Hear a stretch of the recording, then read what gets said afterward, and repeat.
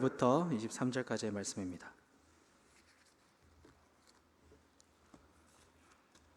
사무엘하 12장 15절 하반절부터 23절까지의 말씀, 우리 한 절씩 나누어 읽고 마지막 23절은 함께 읽도록 하겠습니다.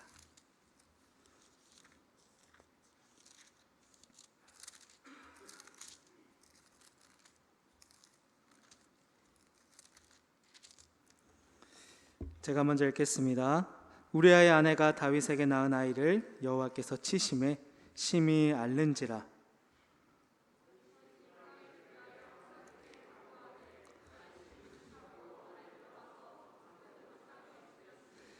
그 집의 늙은 자들이 그 곁에 서서 다윗을 땅에서 일으키려 하되 왕이 듣지 아니하고 그들과 더불어 먹지도 아니하더라.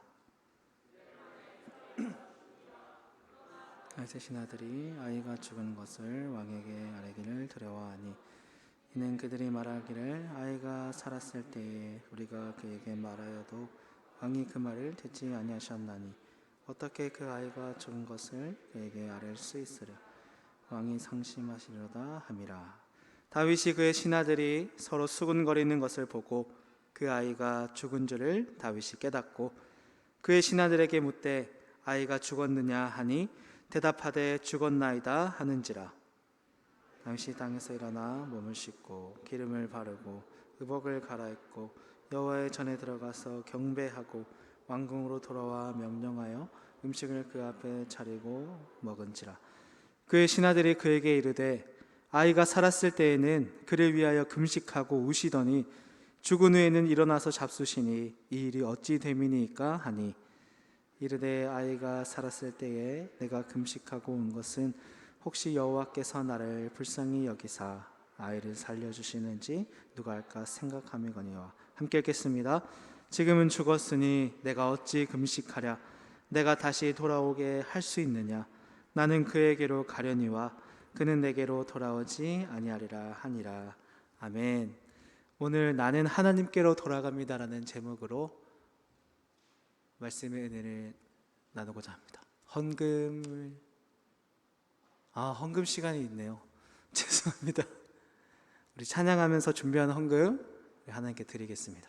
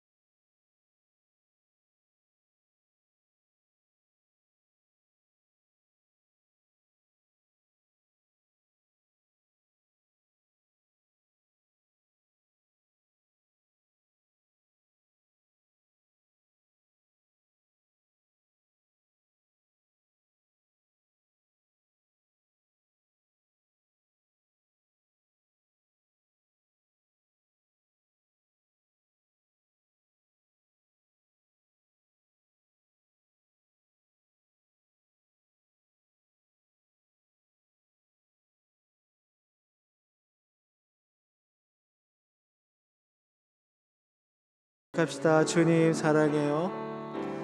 주님 사랑해요.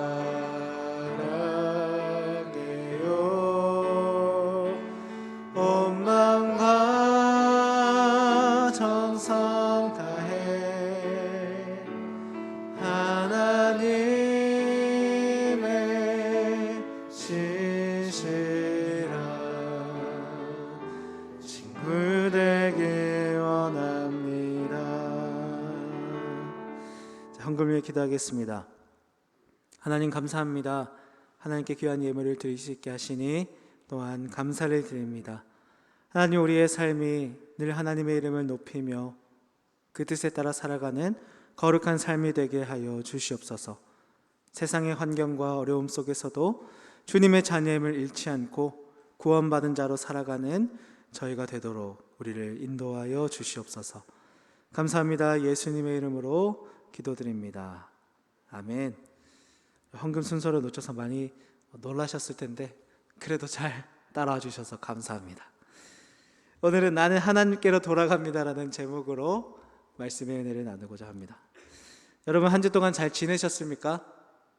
여러분의 한 주의 삶은 어떤 모습이었습니까? 세상의 유혹과 한계에서 열심히 씨름하며 살아가셨나요? 아니면 때론 유혹 앞에 넘어가고 무뎌지는 삶을 사셨나요? 그리고 그러한 자신을 보면서 괴로워하지는 않았습니까? 이해할 수 없고 뒤집을 수 없고 이겨낼 수 없는 오늘을 살라고 명령하시는 그 음성에 어떻게 반응하며 살아가는 한 주였나요? 이 모든 것을 견디시고 이 자리와 함께 예배를 드리는 여러분이 하나님의 기쁨이고 귀한 열매임을 꼭 기억하시기 바랍니다. 우리의 한계와 어려움 속에서도 그것을 뚫고 역사하시는 하나님의 은혜를 경험하며 하나님의 주권 안에서 진정한 자유를 누리며 귀한 선택으로 살아가는 여러분이 되도록 저도 늘 기도하겠습니다. 우리는 살아가면서 많은 사람들과 알고 지내고 관계를 맺으며 살아갑니다. 사회라는 현실 안에서 많은 사람들과 연관되어 살아가고 있죠. 하지만 그러한 관계 중에는 생각만 해도 기쁨이 되는 사람들이 있습니다. 그런 사람들과의 관계 속에서 나는 힘을 얻고요, 내가 살아있음을 느끼기도 하죠. 하지만 우리가 살아갈 때 그렇게 기쁨이 되지도 않고 힘이 되지도 않는 사람들과의 관계도 내 삶에 존재하기 마련입니다. 학교 생활이나 사회생활 등 그러한 관계 속에서 때로는 무시도 당하고요, 이리저리 치이기도 하고 어려움을, 스트레스를 받기도 하죠. 저는 얼마 전에 어떤 사람과의 관계가 굉장히 좋고 힘이 되는 관계에서 아주 어려워지고 불편해지는 관계로 변하는 것을 겪었습니다. 저에게는 친구가 한 명이 있는데요, 대학교 입학 면접을 볼 때 이 친구를 처음 만났어요.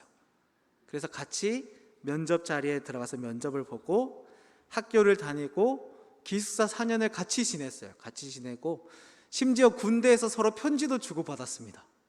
남자끼리 이 정도면 많이 찐친이에요.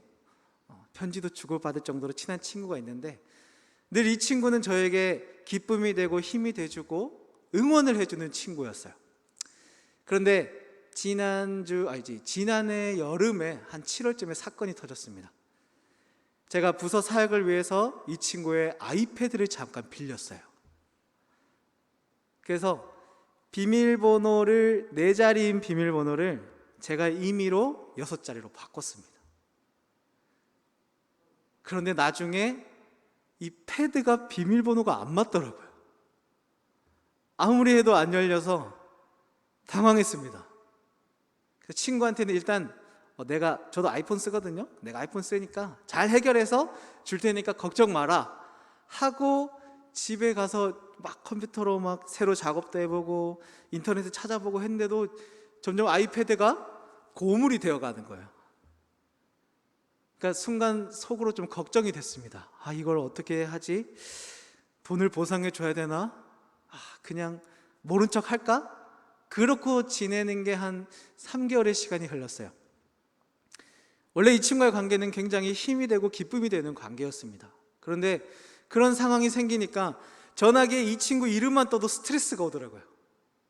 때로는 안 받기도 하고 때로는 말을 돌려가면서 다른 이야기를 하기도 했습니다. 그래서 이 친구라는 존재가 저에게 너무 부담이 되고 스트레스로 다가왔던 시간이었어요. 저는 결국 결심을 했습니다. 그래서 이 친구의 아이패드의 중고값을 제가 마련을 해서 이 친구에게 연락을 했습니다. 내가 도저히 너의 아이패드를 고칠 수가 없다. 혹시 아이패드 잘 다루시는 분 계시나요? 없으시네요. 그런 상황이 있으면 솔직하게 말하면 됩니다. 내가 너의 아이패드를 고칠 수 있는 능력이 없다. 대신 아이패드도 주고 내가 이 중고값도 주겠다. 그 친구가 어떻게 했을까요? 괜찮아, 패드만 줘, 이렇게 하지 않았어요. 그 친구는 중고 패드 값을 받았습니다. 한편으로는 조금 서운했어요. 하지만 제가 잘못한 거니까 그 계좌로 입금을 해주고 그러니까 그 사실을 잊고 지내다가 그러고 한 3주가 지났나 갑자기 그 친구한테 연락이 왔어요. 한번 보자 하더라고요. 그래서 평일에 만났는데 패드를 보여주는 거예요. 잘 되더라고요. 제가 야, 너 이거 어떻게 고쳤냐 하니까 대리점에 가서 뭐 자기 인증하고 하니까 새로 이런 걸 해줬대요. 그러면서 저에게 돈 봉투를 줬습니다. 그 제가 준 중고 패드 값이 그대로 들어있더라고요. 그래서 그 패드 패드 가격으로 같이 점심 식사를 하고 헤어지고 지금도 여전히 찐친의 관계로 남아 있습니다. 우리가 하나님을 믿지 않는 자들이라면, 그냥 이 세상에서 주어지는 대로 살아가는 자들이라면 여기까지만 하면 됩니다. 사람과의 관계에서 잘 하고 잘 지내고 어려운 일이 있으면 이렇게 해결하면 됩니다. 또 나에게 상처가 되고 불편함을 주고 나를 너무 힘들게 하는 관계들이 있다면 잠시 내려놓아도 괜찮아요. 하지만 우리는 하나님의 자녀들입니다. 하나님을 믿는 사람들이죠. 여러분의 현실에서, 여러분의 삶에서 하나님과 직접 맺어가고 있는 그 관계는 어떻습니까? 힘이 되어주고 기쁨이 되어주고 있나요? 아니면 이리저리 치이고 상처를 받고 불편함을 나에게 안겨주고 있나요? 지난주도 말씀을 통해 나눴지만 신앙의 현실은 너무나 괴롭습니다. 하나님이 왜 그 일을 요구하시는지 우리한테는 답이 없고 그 일을 어떻게 해결해야 되는지도 잘 모르겠어요. 내가 알 수 없고 이해할 수 없는 오늘을 살라고 하시는 하나님이십니다. 또 하나님이 다 가르쳐 주시지 않으세요. 그렇기 때문에 우리는 이 길이 맞는지 자주 혼란스러워하게 됩니다. 때로는 하나님이 나를 기억하시지 않는 것 같고, 때로는 내가 왜 교회를 다는지 의문점이 들기도 합니다. 그러나 이런 길을 가면서도 이게 다가 아님을, 그 끝이 죽음이 아니라 영원한 생명임을 기억하며 살아가는 것이 바로 우리에게 필요한 신앙의 모습이죠. 오늘 본문의 다윗은 혼란스러운 상황 속에서 하나님과의 관계 속에서 맞닥뜨리게 된 위기를 잘 극복하는 모습을 보여줍니다. 그러나 그 과정은 순탄하지만은 않아요. 지난주 나눈 사무엘하 11장 말씀에서 다윗은 하나님 앞에서 범죄하게 됩니다. 그리고 오늘 그 범죄함에 대한 책임을 치르게 되는 말씀을 우리는 보고 있죠. 우리아의 아내 밧세바와 다윗 사이에서 아이가 태어나게 됩니다. 그러나 태어난 아이를 여호와께서 치심해 중병에 걸리게 되죠. 하나님의 지시에 따라 다윗을 책망하고 그의 회개를 이끌어내며 하나님의 징계를 예언한 선지자 나단 이후에 이제 그 예언이 실제로 일어나게 되었습니다. 중병이라는 것은 사람이 어떻게 손 쓸 수 없는 병을 의미합니다. 즉 사람으로는 이것을 해결할 어떠한 방법도 없음을 말하죠. 하나님께서는 다윗에게 직접 질병을 주시지 않습니다. 밧세바와의 간음으로 인해 태어난 그의 자녀에게 중병이 들게 하셨죠. 아이가 아프다고 해서, 자신은 멀쩡하다고 해서 내가 하나님의 징계를 피해갔구나라고 다윗이 생각했을까요? 아니요. 다윗은 자녀의 고통을 보면서 더욱 괴로워할 수밖에 없었습니다. 부모에게 있어서 자신의 병든 것보다 자녀가 아픈 것이 더 큰 고통인 것처럼 다윗에게 있어서 자녀의 병듦은 너무나 큰 고통이었습니다. 그리고 그러한 고통으로 인해 다윗은 이 범죄의 열매, 범죄의 책임이 얼마나 막중한 것이고 힘든 것인가를 뼈저리게 느끼게 되죠. 다윗은 이러한 죄의 책임, 하나님이 자신의 자녀에게 심한 병을 주신 것에 대해서 어떻게 반응하고 있습니까? 다윗은 홀로 들어가 기도하기 시작합니다. 성경은 다윗이 하나님을 찾았다라고 말합니다. 하나님을 찾았다는 것은 이제 그가 전심으로 회개하고 하나님을 향하여 돌아섰음을 보여준과 동시에 그가 자신의 사랑하는 자녀를 위해 겸손한 마음으로 하나님께 간구함을 보여주죠. 다윗은 자신의 아이에게 생긴 질병의 이유를, 이 아이가 왜 병에 걸렸는지에 대한 해답을 너무나 잘 알고 있었습니다. 그 이유는 바로 자신의 죄 때문이었죠. 다윗 스스로 자녀의 병듦이 다른 생명을 해치고 가정을 파괴한 그 죄의 대가임을 이해하였고, 지금 이것이 하나님이 주시는 징계임을 인정하고 있었던 것입니다. 이 과정에서 다윗은 자신이 가진 능력을, 권력을 사용하지 않아요. 다윗은 이스라엘 왕입니다. 얼마든지 사람들을 부를 수 있었고 자신의 자녀의 중병을 살펴볼 수도 있었습니다. 치료를 하고 상황을 좋게 하려는 어떠한 조치를 취할 수 있었지만 다윗은 그렇게 하지 않습니다. 그 이유는 자신의 죄를 인정했기 때문이죠. 자신의 연약함을 인정하는 게 쉬운 것이 아닙니다. 우리는 때론 내 삶의 문제들, 어려운 상황들에 대한 이유를 하나님께 돌리곤 합니다. 늘 나의 선택과 하나님께 순종함의 사이에서 긴장하고 불협화음을 내기도 하죠. 소원은 많습니다. 바라는 것도 많아요. 그렇지만 그만큼 살아내지 못하는 것이 우리의 현실입니다. 그래서 우리는 늘 이런 질문을 하기도 합니다. 하나님, 우리에게 선택권을 허락하셨으면 올바르게 선택할 수 있는 능력까지 주시던가, 선택이 잘못되지 않게 해주시던가, 아니면 선택권을 아예 주시지 않고 하나님의 뜻대로 이끄시는 것이 더 낫지 않습니까? 왜 날 이렇게 내버려 두시는 건가요? 여러분, 예수님을 믿는다는 것은 우리의 연약하고 부족한 조건과 한계까지도 하나님의 능력 안에서 받아들이는 것입니다. 그러할 때 연약함과 조건과 한계를 뚫고 역사하시는 하나님을 보게 되는 것이죠. 자신의 죄를 인정하는 다윗은 중병에 걸린 자녀를 위해 자신의 능력과 수단을 사용하는 것이 아니라 하나님께 간구하고 기도합니다. 자신의 죄를 인정하며 금식하며 기도하는데요, 금식 기도가 정답이라는 게 아닙니다. 하나님으로부터 비롯된 이름을 깨닫고 하나님을 믿고 의지함으로 하나님으로부터 해결하려고 한다는 것이 중요한 것이죠. 다윗은 철저히 낮아집니다. 밤새도록 땅에 엎드립니다. 낮아질 데가 없을 만큼 최대한 자신을 낮춥니다. 누구 앞에서요? 바로 하나님 앞에서. 이제 사무엘한 8장이 말하는 어디로 가든지 승리하는 다윗의 모습은 사라졌습니다. 11장이 말하는 여유롭게 옥상을 걸리던 그의 모습도 찾아볼 수가 없게 되었죠. 이제 다윗에게는 더 이상 범죄자의 모습이 아니라 지은 죄를 회개하고 그에 합당하게 낮아진 모습으로 기도하며 밤을 보내는 신앙의 모습만이 남게 되었습니다. 자신을 왕으로 섬기는 원로 신하들의 부탁도 다윗은 듣지 않아요.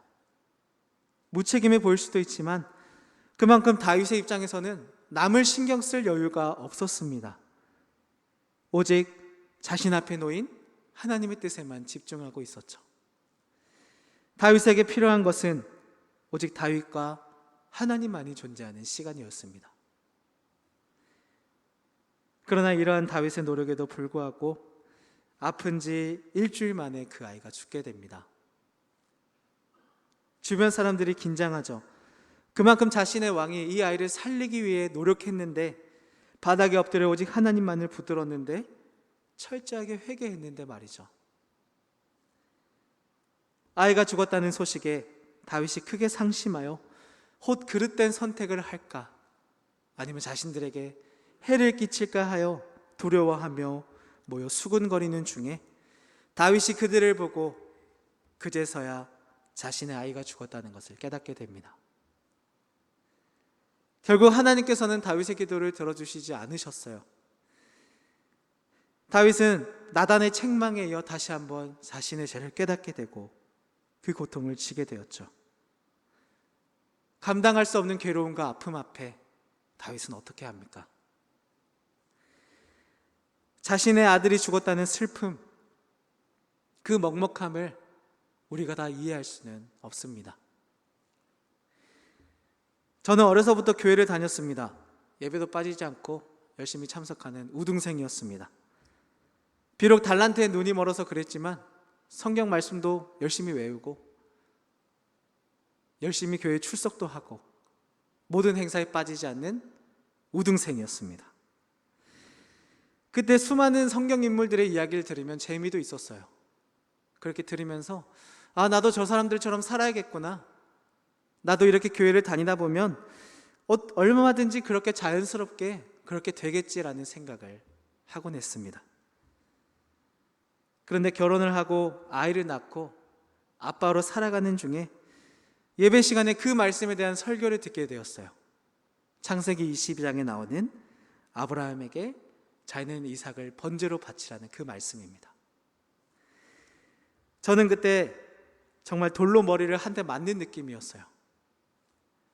이전에는 그냥 읽고 받아들일 수 있는 그 말씀이 저에게 너무나 부담스러운 말씀으로 다가오더라고요. 내가 아브라함이라면 과연 그렇게 할 수 있었을까? 당연히 바쳐야지, 그렇게 해야지, 하나님의 뜻인데 따라야지. 과연 누가 이렇게 쉽게 말할 수 있을까요? 저 역시 쉽게 답을 내리지 못하고 고민했습니다. 지금 하나님이 빨리 대답해라고 재촉하는 게 아닌데도 굉장히 괴로웠던 적이 생각이 납니다. 우리도 마찬가지예요.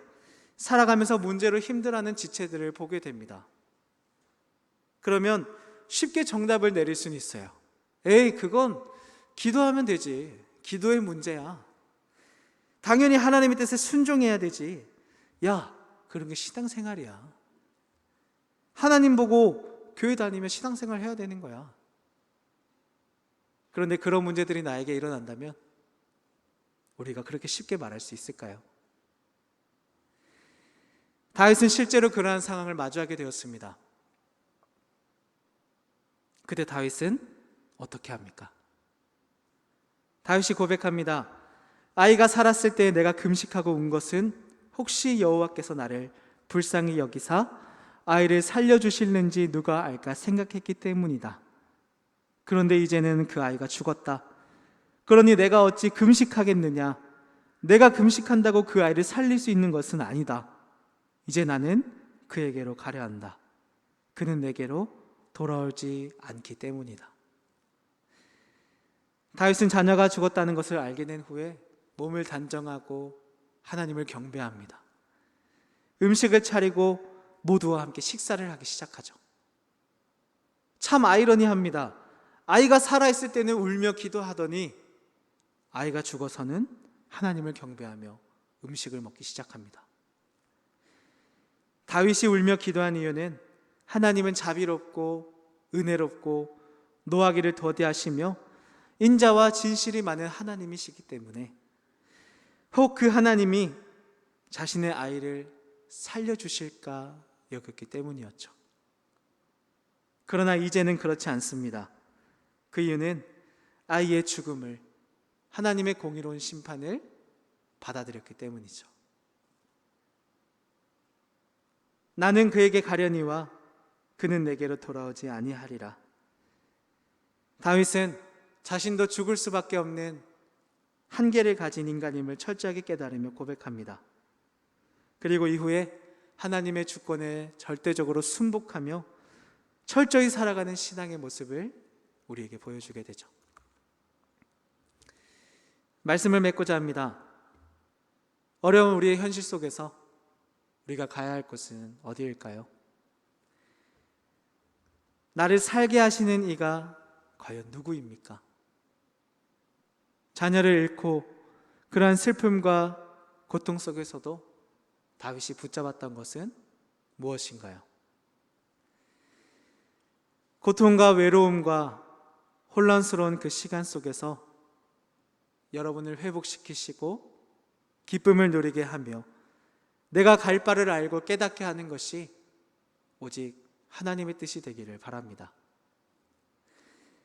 하나님과의 관계 속에서, 그 귀한 신앙의 관계 속에서 그가 주시는 은혜로 살아나는 여러분이 되길 바라요.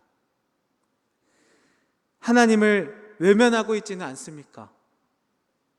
그 관계가 불편해지시진 않으셨나요? 그 은혜와 사랑이 이제는 필요하지 않으신가요? 그러한 생각이 들 때 이렇게 고백하시길 바라요. 하나님, 나는 그럼에도 하나님께로 돌아갑니다. 하나님, 나는 나다운 존재로 살기 위해 하나님께로 돌아갑니다. 그 은혜와 사랑을 잊어가며 괴로워하지만 그래도 그 속에서 역사하시는 하나님께로 돌아갑니다. 오늘 설교 제목처럼 여러분의 삶이 하나님을 향하길 바랍니다. 우리는 돌아서도 하나님은 변하지 않으시잖아요. 변함없는 주님의 크신 사랑을 누리며 영원히 주님만을 찬양하며 살아가는 저와 여러분이 되길 바랍니다. 우리 이 시간 함께 찬양하고자 하는데요,